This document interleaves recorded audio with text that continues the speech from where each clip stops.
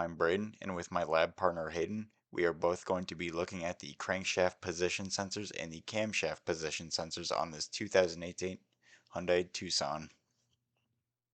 We have our crankshaft position wire right behind the cooling fan, and then there is our camshaft sensors on top of the valve cover. Here's another view of our crankshaft position sensor that's mounted inside the block. Taking a look at the wiring diagram here, I've gone ahead and highlighted all the wires you're going to be looking at today. The green is ground, the pink is power, and the blue is all the signal wires back to the PCM. Starting off with the crankshaft position sensor, wire number 1 is ground back to the PCM, and that's a pink wire for the crankshaft position sensor, and then blue is our signal wire back to the PCM, and that's going to be a gray wire. Then taking a look at our camshaft position sensors, we have our power coming in. These are Hall effect sensors. And then we have our blue signal returns back to the PCM. Our signal returns are going to be red on the intake cam and white and black on the exhaust cam. And then of course we have our grounds, which I know this goes off the page, but they both run back to the PCM as well.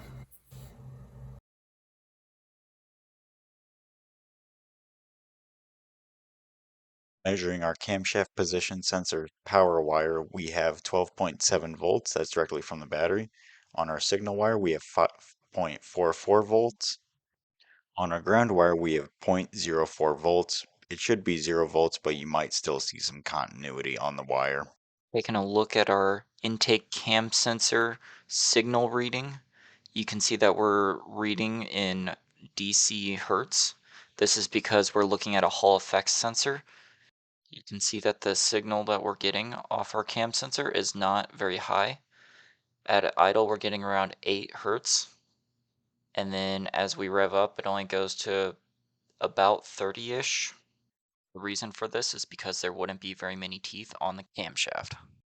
Looking at our crank sensor signal, you can see that we're reading an AC voltage.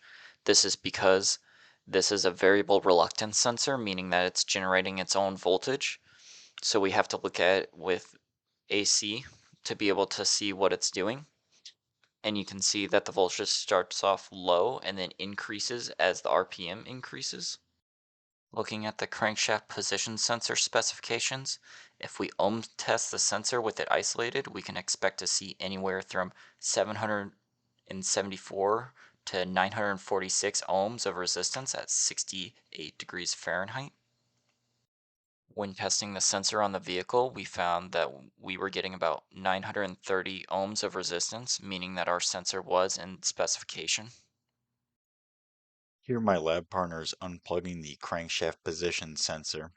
We are going to see if the vehicle will start with the crankshaft position sensor unplugged. And here's a zoom in on the sensor to see that is 2 pins. Here I am trying to start the vehicle with the crankshaft position sensor unplugged. The vehicle has an extended cranking period as the PCM is trying to figure out where the number 1 cylinder is located. You can see that the tachometer also does not work because part of the crankshaft position sensor's job is to read engine speed.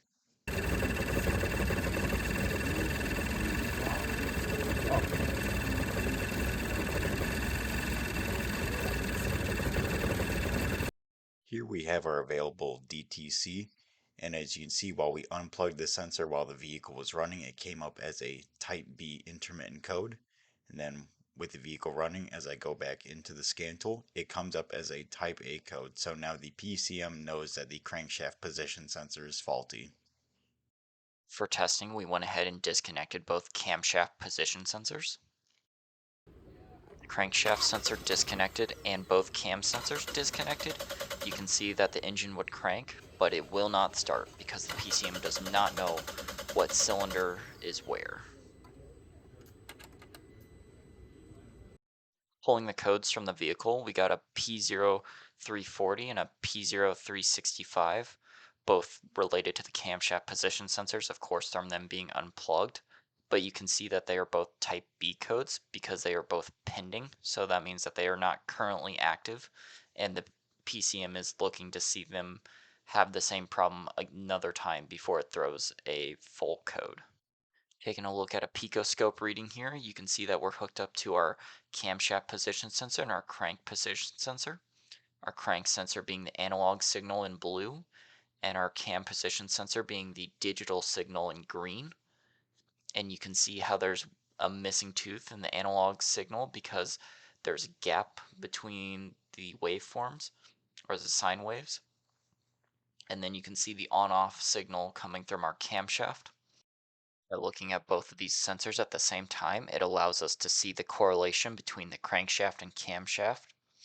You can also see how the camshaft frequency lines up with the missing tooth and the crankshaft, and these two values will all change together as the engine RPM increases and decreases.